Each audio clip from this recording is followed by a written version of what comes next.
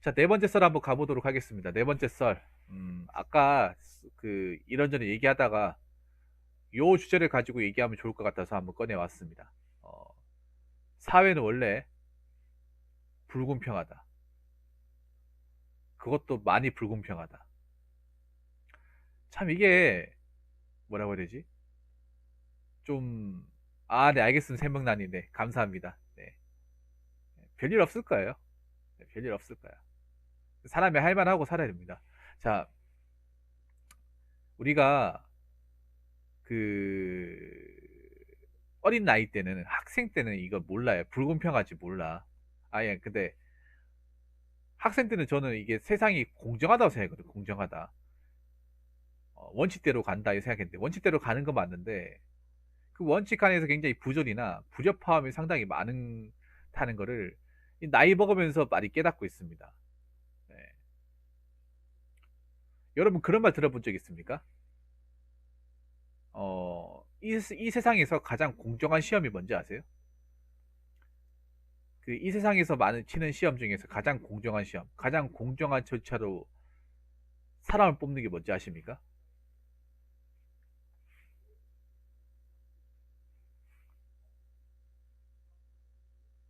바로 공무원 시험입니다. 공무원 시험. 공무원 시험이 왜 공정한지 아세요?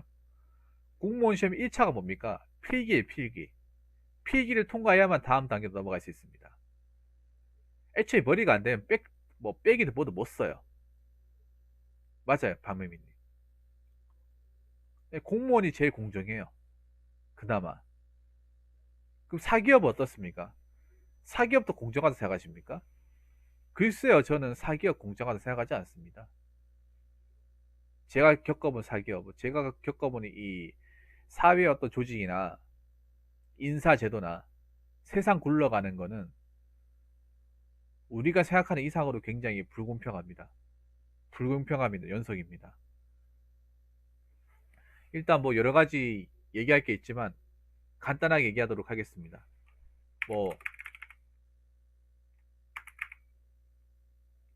돈이 없으면 기회도 균등하게 제공받지 못합니다. 여러분 우리가 지금 어떤 세상에 살고 있습니까? 자본주의 국가에 살고 있습니다. 자본주의. 자본주의 국가라는 것은 간단합니다. 돈이 최고입니다. 돈이 최고인 국가에 살고 있고 물질이 최고인 국가에 살고 있습니다. 그 물질의 최고봉이 돈이며 그 돈이 있어야 모든 걸 다 할 수 있어요. 심지어는 어, 우리가 어렸을 때 하는 공부조차도 돈이 없으면 그 기회조차도 못 받습니다. 사실 제가 어렸을 때만 하더라도 독학으로 충분히 반에서 1등 찍고 막 이런 게 가능했는데 요즘에는 독학으로 어떤 성적을 올리는 데는 한계가 있습니다. 교육이라는 애초에 시작 자체가 여러분 아시겠지만 돈이 없으면 일단 좋은 학교를 못 가요. 네, 좋은 학교를 못 가고 그리고 좋은 교육을 못 들어요. 좋은 수업 못 듣죠. 돈이 없어도 공부는 할 수 있어요. 공부는 할 수 있지만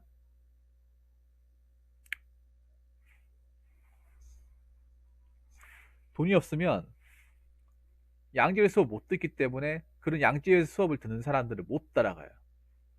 듣고 안 듣고의 차이가 굉장히 심하지 않습니까? 요즘에 사교육 시장이 엄청나게 커져버렸기 때문에 공교육이 그걸 못 따라가고 있잖아요. 거기다가 대학이라는 것도 돈이 없으면 못 가요. 돈이 없으면 못 가고 그리고 돈이 없으면 학자금 대출을 받아야 됩니다. 빚을 안고 시작하는 거죠. 똑같은 대학생이라 하더라도 누구는 부모님이 내주시는 부모님이 내주시는 대학 등록금 받아서 용돈도 받아가지고 부모님 원룸도 잡아주시고 내 돈 들어가는 거 하나도 없고 그냥 그렇게 대학교 다니는 사람도 있는 반면에 어떤 누구는 알바를 2개, 3개씩 하지만 계속 빚에 시달리고 다음 학기도 학자금 대출 받아야 되고 졸업할 때쯤이면 한 3천, 4천 정도의 빚이 생기고 졸업한다 하더라도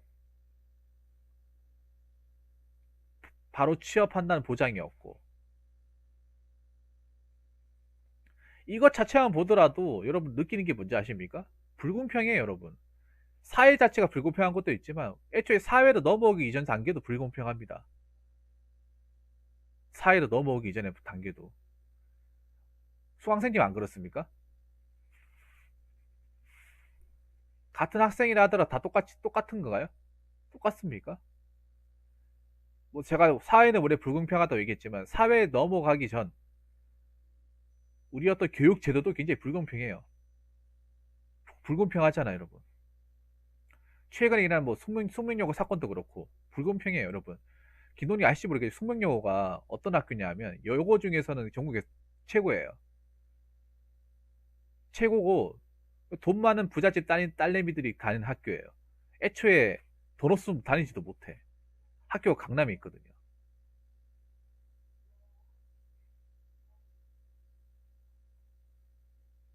그런 집도 이제 돈이 있으니까 돈도 있고 사회적 지위가 있으니까 할 수도 있는 거예요. 애초에 돈이 없으면 그런 직거리도 못하는 그런 학교도 못 가고. 요즘 여러분 아시겠지만 이제는 개천에서 욕나거나 지방에서 어떤 좋은 대학 가기 굉장히 무지하게 힘들어요. 왜냐 지방에서 어떤 그런 인프라나 부모님 어떤 경제적인 뒷받침 되지 않다 보니까 뭐 정보력이나 그런 어떤 사교육을 받기가 힘들잖아요. 개인 의료 가지고 가기 굉장히 힘들단 말이에요. 어떻게 보면 이제 뭐 고등학교나 뭐 대학교도 어떻게 보면 작은 사회라 말이에요. 작은 사회.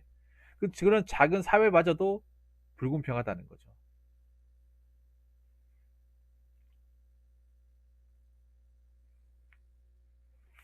자, 그리고 두 번째는 뭐냐 하면 개인이 아무리 노력해도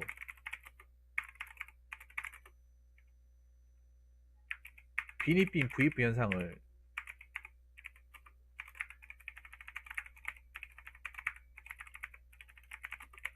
바꾸는 데는 한계가 있습니다.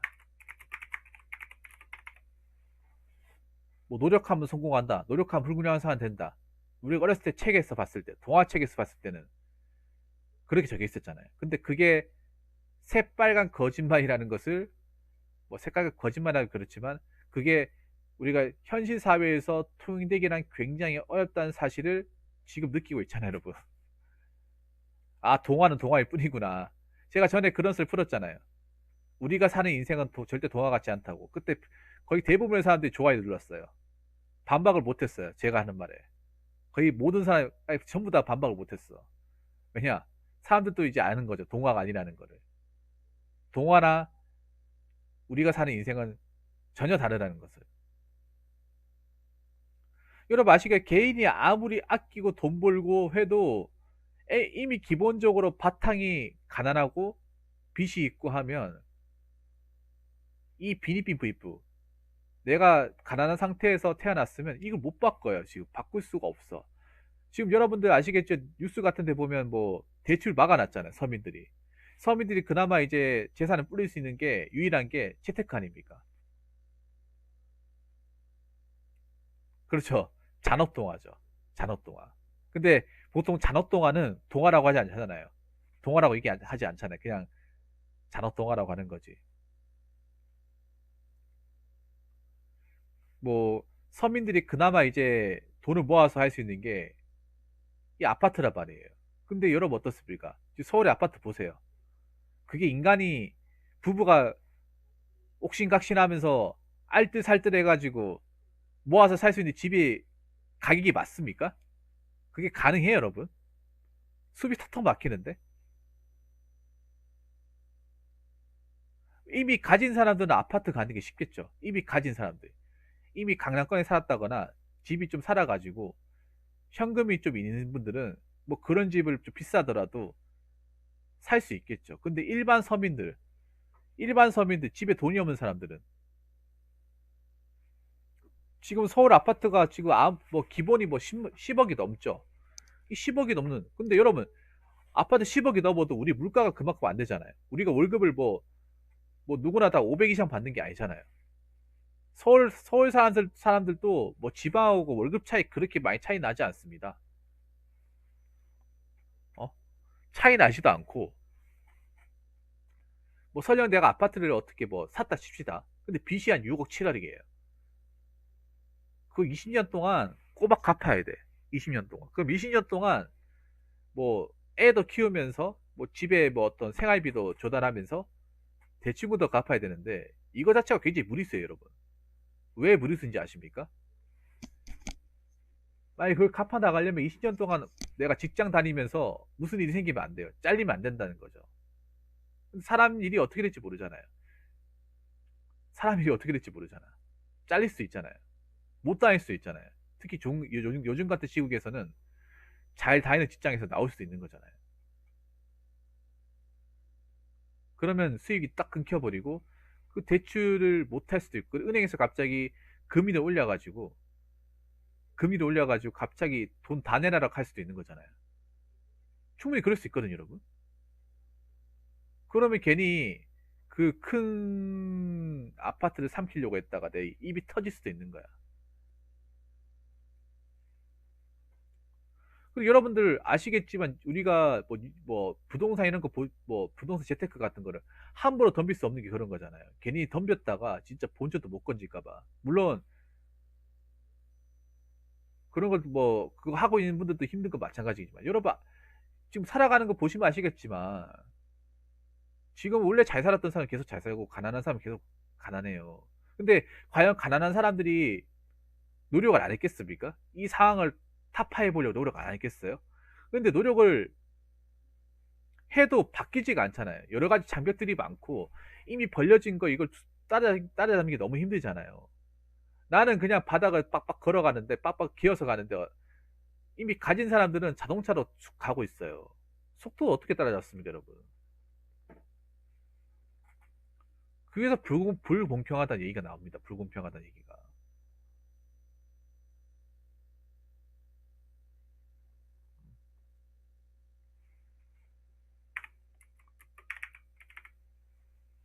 그리고 뭐냐 하면 세 번째 뭐냐 하면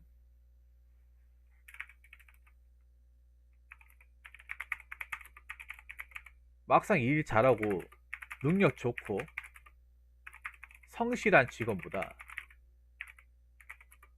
아부 잘하고 뺀질하고 뺀질하고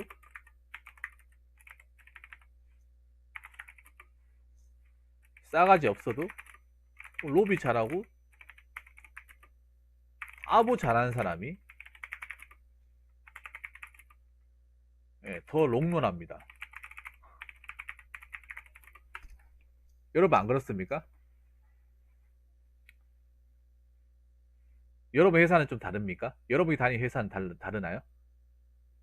여러분 지금 높은 위치까지 가신 분이 과연 정상적인 단계를 가서 올라갔다고 그렇게 생각하십니까? 물론 그런 분도 있겠죠. 정말 노력해가지고 정말 성실하게 해가지고 올라간 사람도 있겠죠. 삼성 같은 회사들은 그럴 거야 아마. 삼성 같은 회사 임원까지 가신 분들은 능력이 엄청나게 뛰어날 거예요. 근데 그 외의 회사들 뭐 중소기업이거나 일반인 회사들은 어떨까요?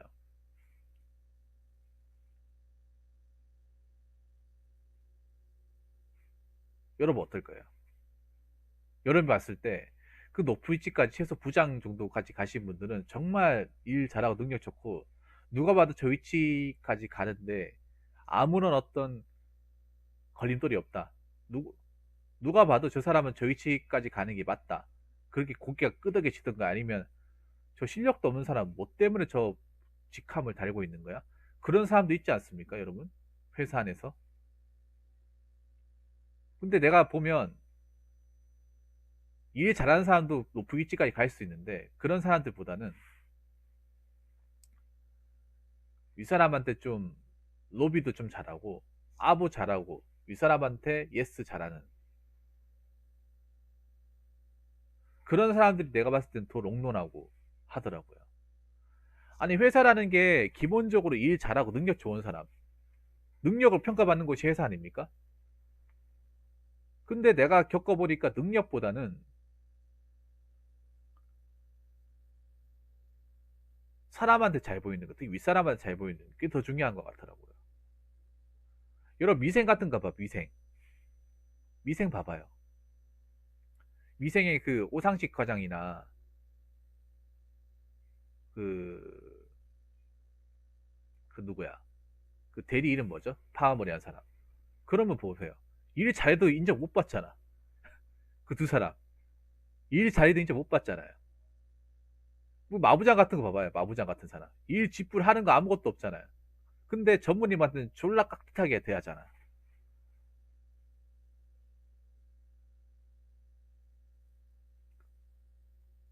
그 뭐야 영업 3팀 그 있는 사람들 다 성실하고 다 능력적으로는 인성이나 하자 없고 다 그렇잖아요. 근데 막상 조직에서 왕따에다가 인정 못 받고 욕은 욕대로 먹잖아요. 그 미생에 다 나오잖아요. 안 그래요? 그 장거리인 조직.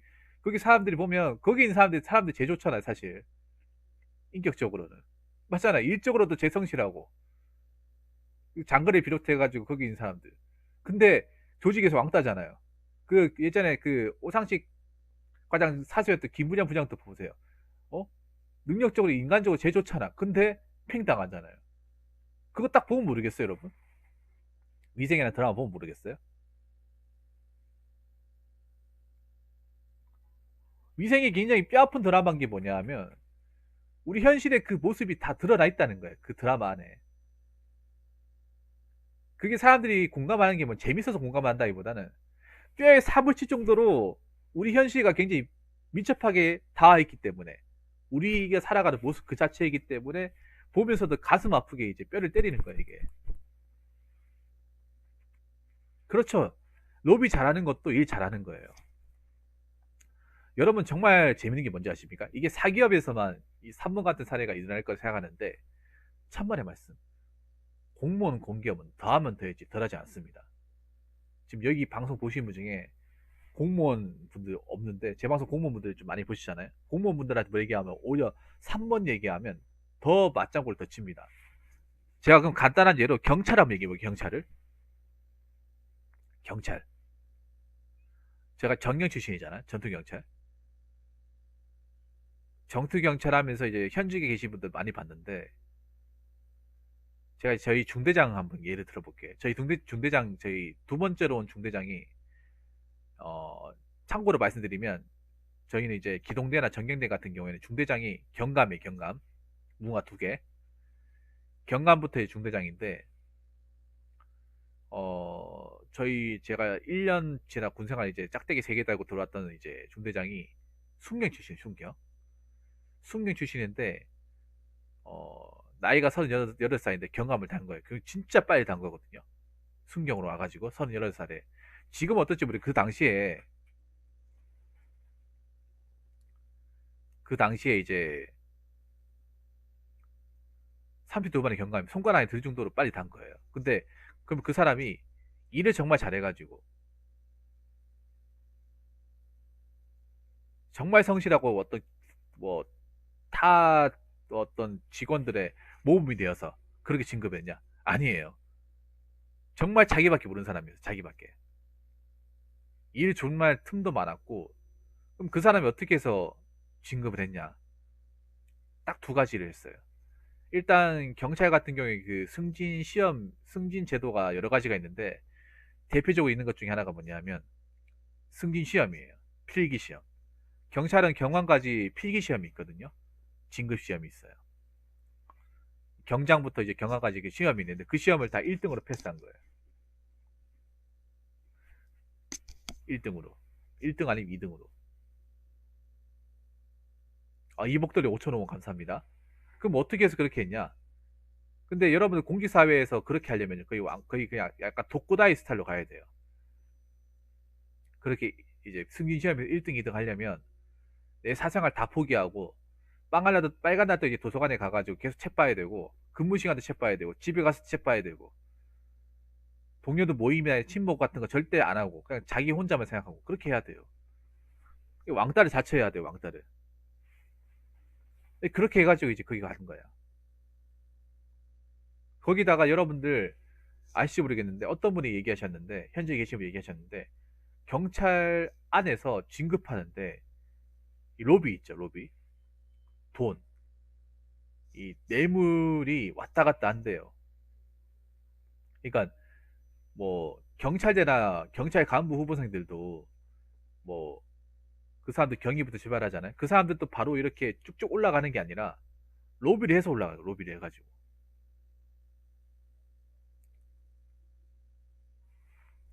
뭐, 그 경찰서장 정도 되는 총경이죠. 거기까지 가는 것도 능력으로는 못 올라가요. 왜냐하면 경찰 조직도 좀 더러운 게 뭐냐면 총경까지 가려면 그게 뭘 보냐면 심사를 봐요.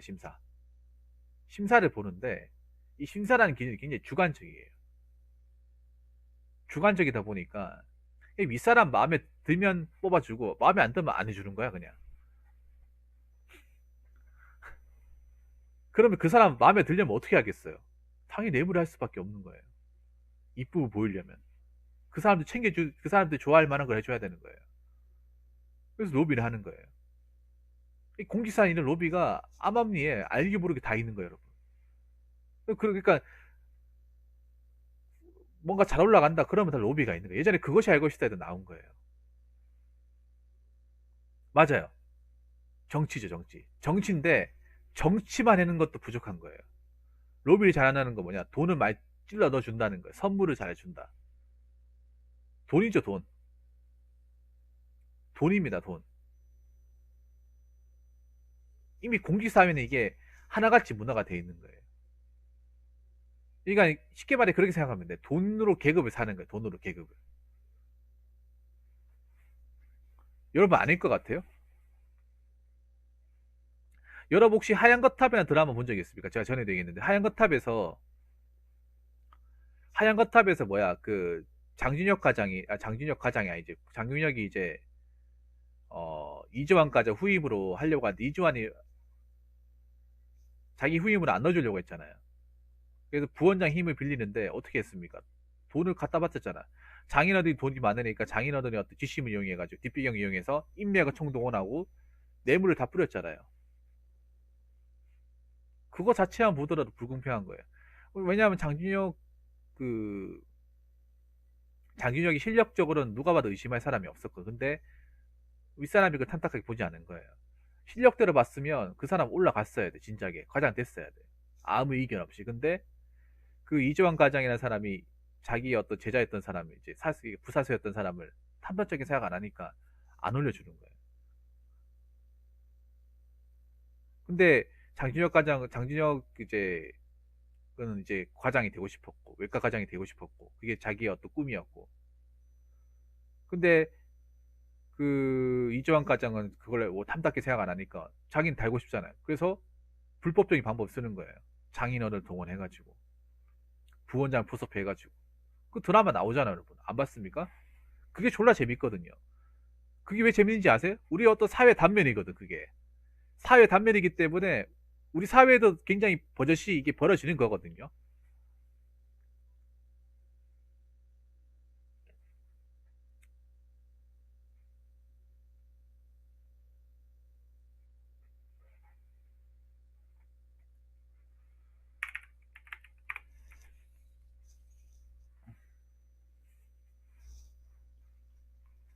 자, 그리고 네 번째.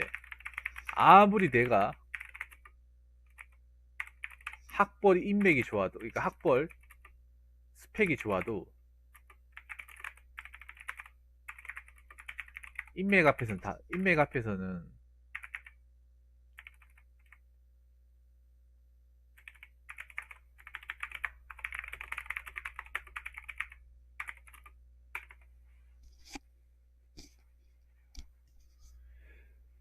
자, 아무리 내가 학벌 스펙이 좋아도 인맥 가지고 있는 사람, 혈통 가지고 있는 사람 못 이겨요.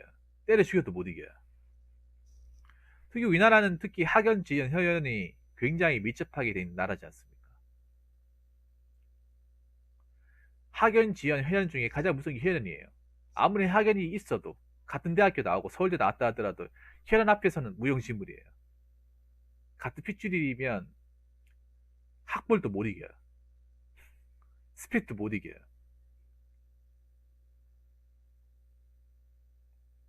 혈통 못 이깁니다. 인맥의 끝판왕은 혈통입니다. 혈통. 같은 집안, 같은 가족 못 이깁니다.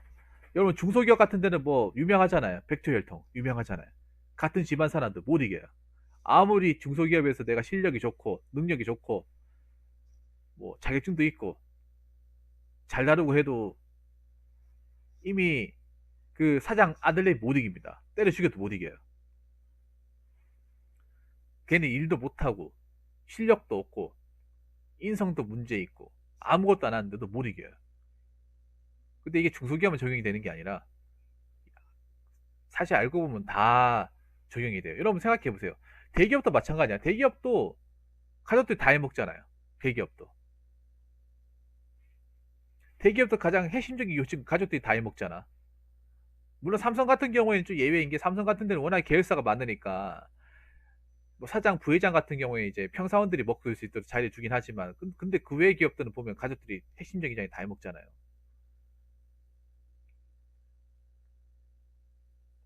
어,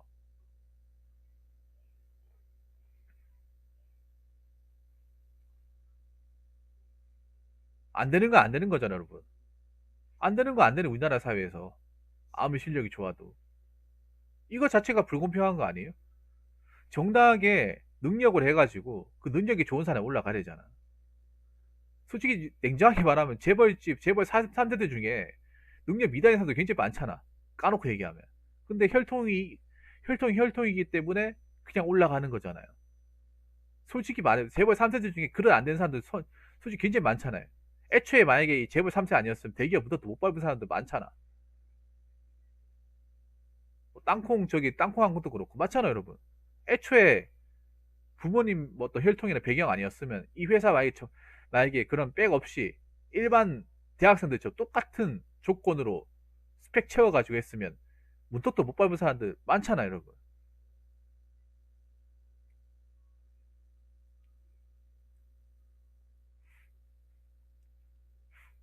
안 그렇습니까? 근데 그런 혈통을 가진 사람, 근데 그게 혈통을 가지고 있으면 아무리 내가 서울대 나오고 스펙이 좋고 뭐 IQ가 좋고 해도 못 이긴다는 거예요. 뒤집을 수 없는 거예요. 그냥 그 사람들이 하수인인 거죠. 이게 현실입니다, 대한민국. 이게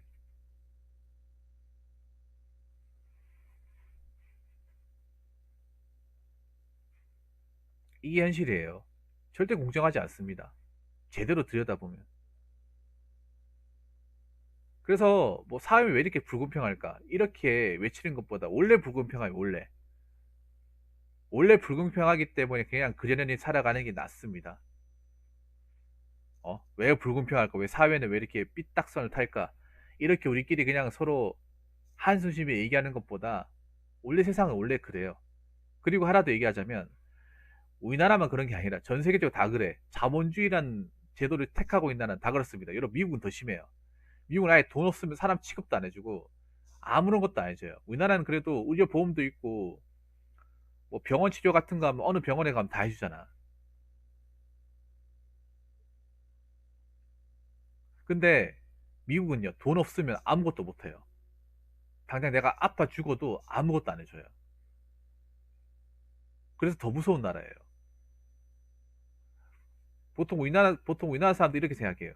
아, 우리나라는 불공평한 거 아니야? 딴 나라 가면 나은 거 아니야? 천만의 말씀. 다 나라 가면 더 심했으면 심했지. 덜하지 않는 거예요. 덜하지 않아요. 왜냐면 애초에 우리나라보다 자본주의라는 어떤 제도를 택한 나라들이 훨씬 일찍 택한 나라들이 더 많아요, 여러분. 중국도 마찬가지고, 일본도 마찬가지. 다 똑같아요, 여러분. 어딜 가더라도. 애초에 이 세상에서 공정한 걸 찾는다는 것 자체가 말이 안 되는 거예요. 아까 어떤 분이 얘기했는데, 이 사회에서 공정한 거는 사회주의 말고는 없어요. 근데 사회주의도 공정하지 않아요. 여러분, 북한도 얘기 들었는지 모르겠는데, 북한도 공정하지 않습니다. 여러분들 왜, 우리나라가 왜 한 번씩 뭐 쌀 보내고 식량 보내잖아요. 그거 윗사람들이 다 가져가잖아. 그 고위직 사람들이 다 가져가가지고, 얼마 뭐 상태 안 좋은 거, 먹지도 못하는 거, 일반 시민들 다 주잖아요. 애초에 사회주의 자체도 불공정이 끝판왕이에요, 여러분. 불공정해. 우리는 그 사람들을 공정하게 배급이 돌아가겠거니 생각하는데, 그 북한에 실제 살다 오신 분들한테 얘기 들어보면, 어, 정말 맛있고 제일 좋은 거는 자기들이 다 그 고위직에 있는 사람들이 다 빼가고, 그거 드디어 팔아버리고, 팔아가지고 자기들 불로소득 취하고, 그리고 일반 서민들은 구경도 못 한다고. 우리는 그거 받아본 적이 없다. 뭐 남한에 쌀 보내고 애초에 먹어본 적이 없다. 어? 이상하네? 우리는 당연히 보냈으니까 저 사람들이 쌀밥 먹겠거니. 이렇게 생각을 했는데 아닌 거예요, 이게. 아닌 거야. 사회 시위도 공정하지 않은 거예요. 불공평한 거예요. 그러면 결국에 뭐냐 하면 그냥 인생은 불공평한 거예요, 여러분. 어쩔 수 없어요. 그냥 불공평해도 살아야 돼. 계속 왜 이렇게 불공평할까 이렇게 한탄하고 억울하다 생각해봐야 본인만 손해예요. 그래서 제가 드리고 싶은 얘기는 불공평한 불공평한 대로 살아야 됩니다. 무슨 말인지 아시겠습니까?